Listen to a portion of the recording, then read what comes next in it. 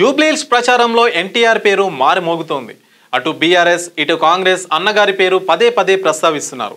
అసలు జూబ్లీహిల్స్ ఎన్నికల ప్రచారంలో ఎన్టీఆర్ పేరు ఎందుకు వచ్చింది, అటు కాంగ్రెస్ ఇటు బీఆర్ఎస్ వ్యూహం ఏంటి అనేది జూబ్లీహిల్స్ ఉప ఎన్నికల్లో చర్చనీయాంశంగా మారింది. సీనియర్ ఎన్టీఆర్ కాలం చేసి సుమారు 30 ఏళ్లు అవుతున్నా ఆయన పేరు రాజకీయాలను ఇంకా శాసిస్తూనే ఉంది. ఏదో రకంగా తెలుగు రాష్ట్రాల రాజకీయాల్లో అన్నగారి పేరు వినిపిస్తూనే ఉంటుంది. ఇప్పుడు విషయం ఏమిటంటే జూబ్లీహిల్స్ ఉప ఎన్నికల్లోనూ అన్నగారి పేరు బాగా వినబడుతుంది.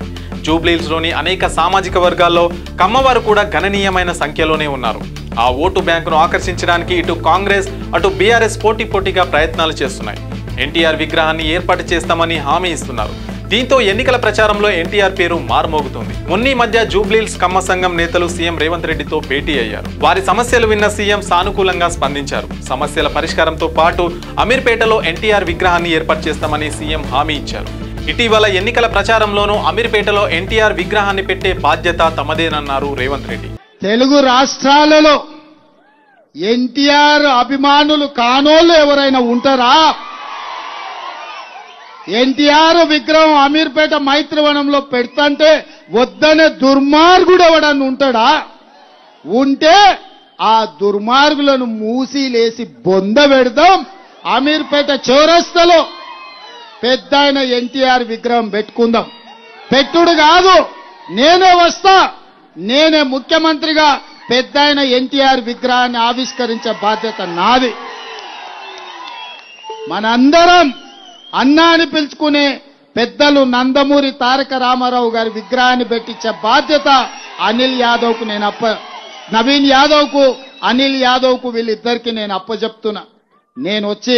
నేను ప్రారంభించే బాధ్యత నాది. కాంగ్రెస్ పార్టీకి స్వర్గీయ ఎన్టీ రామారావు పేరెత్తే నైతిక అర్హత లేదన్నారు మాజీ మంత్రి కేటీఆర్. శంషాబాద్ విమానాశ్రయానికి పెట్టిన ఎన్టీఆర్ పేరును తొలగించి కాంగ్రెస్ పార్టీ రాజీవ్ గాంధీ పేరు పెట్టిందని గుర్తు చేశారు. ఎన్టీ రామారావుపై గతంలో రేవంత్ రెడ్డి చేసిన వ్యాఖ్యలను ఈ సందర్భంగా కేటీఆర్ ప్రస్తావించారు. రెడ్డిని ఒకటే అడుగుతున్నా, నీకు నిజంగా ఎన్టీ రామారావు గారి మీద ప్రేమ ఉందా? ఓట్ల కోసం తప్ప 2 ఏళ్ళు ఎన్టీ రామారావు ఎందుకో యాదికి రాలేదు. ఎన్టీ రామారావు గారి విషయంలో కాంగ్రెస్ పార్టీ చేసింది ఏందో తెలుసా మీకు? 2004లో అప్పటిదాకా శంషాబాద్ విమానాశ్రయం పేరు ఎన్టీఆర్ విమానాశ్రయం అని ఉండే.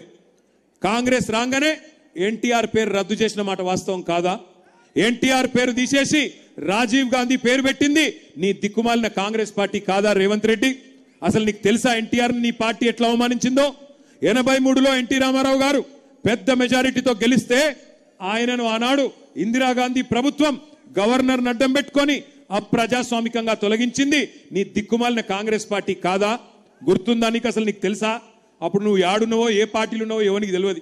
ఇవాళ ఈయనకు ఎన్టీ రామారావు గారి మీద తెగ ప్రేమ బొంగుతున్నది. ఒక్కసారి ఎన్టీ రామారావు గారి మీద రేవంత్ రెడ్డి ఏం మాట్లాడిండో ఒక్కసారి మీరు చూడాలని చెప్పి నేను కోరుతా ఉన్నా. 84లో ఎన్టీ రామారావు గారు తిరిగి ముఖ్యమంత్రి అయిన తర్వాత వారు ఏమనుకున్నారంటే నేను దైవాంశ సంభూతుణ్ణి, కృష్ణుడిని నేనే, రాముడిని నేనే, ఇంద్రుడిని నేనే, చంద్రుడిని నేనే, అందరు కలిసి మీరు నా పాదాలకు మొదలిల్లండి అని చెప్పి ప్రజాస్వామ్య స్ఫూర్తికి విరుద్ధంగా. అర్థమైందా అసలు కథ? ఎన్టీ రామారావుకు అహంకారము, దేవుణ్ణి అనుకున్నాడు అని ఆ రోజు మాట్లాడిన కాంగ్రెస్ ముఖ్యమంత్రి ఇవాళ ఓట్లు రాగానే ఓట్ల కోసం నేను ఎన్టీఆర్ గారి విగ్రహం పెడతా అంటుండు.